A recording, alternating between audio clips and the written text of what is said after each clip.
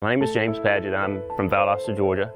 I grew up and went to college there. My childhood was as perfect as any child could have ever imagined. My dad was deacon of our church. He was president of the Board of Education in my community. He was president of the union where he worked at. He and my mom were married for 32 years. He is the inspiration behind the man that I want to be today outside of God himself. When I was 14, my dad was diagnosed with cancer.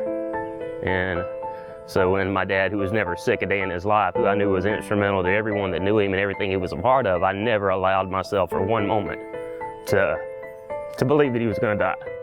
So when he died, part of me died too.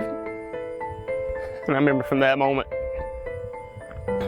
I never said it out loud to anyone because I knew it was wrong to even think even at that time, but I remember saying there's no God. At that point in my life, my will took over. One of the last things that he made me promise before when he was sick was if something were to happen, it's your job to take care of your mother. And after I fulfilled the promise to him, I got into college and I was lost. I was tired of being the good guy. I was tired of doing what everybody else thought I should do. And so I decided I was going to do everything completely opposite of that, and that's exactly what I did. The one thing I learned is about grace. Grace to me is God doesn't punish us. Instead, he blesses us even when we don't deserve it. And the more that he blessed me with all these things, the guiltier I felt.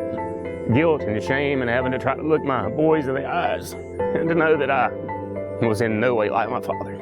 And I was just going down a path of destruction. I was literally drinking myself to death. When my wife left in February for the last time and took the boys with her, I took the last $30 I had. I went to the store and carefully calculated what I thought would be the right amount of alcohol to where I wouldn't wake up again. I mean, I knew that I needed help, but I had no hope. I knew I had to go somewhere. So I really came in here. I mean, as broken probably as anybody could possibly be when they walk in the door. I hated myself. Because at that point, I finally started trusting. I started seeking. I started a ritual. Not long after that, I would go in the chapel every single morning while it was dark, right after I go to work early in the kitchen around 5:30. Instead of praying some textbook prayer, I just started talking with my eyes open instead of my eyes closed and staring at the eyes of Jesus and just talking every day. And then I added another element to it. I sing the chorus and verse of How Great Thou Art, which is my dad's favorite song.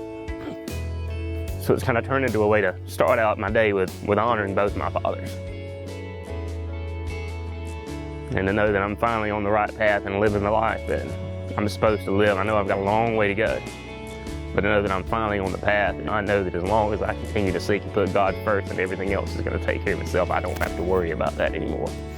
And as far as my boys are concerned, I'm just looking forward to being able to do what I knew to do all along. I mean, I had the best example growing up of exactly how to be a father. Without the Atlanta Mission and the Potter's House didn't exist, my life wouldn't be what it is today. Hands down, my faith wouldn't be what it is today. My hope for the future wouldn't be what it is today. I wouldn't have the relationships that I have. I wouldn't have the foundation that's been established for me to be able to be successful for my future. And everything that I've been able to accomplish has come through God and through this place. This is God's place. I mean, it really is a place that is anointed of God. And if you can't see that in this place, you're just not looking.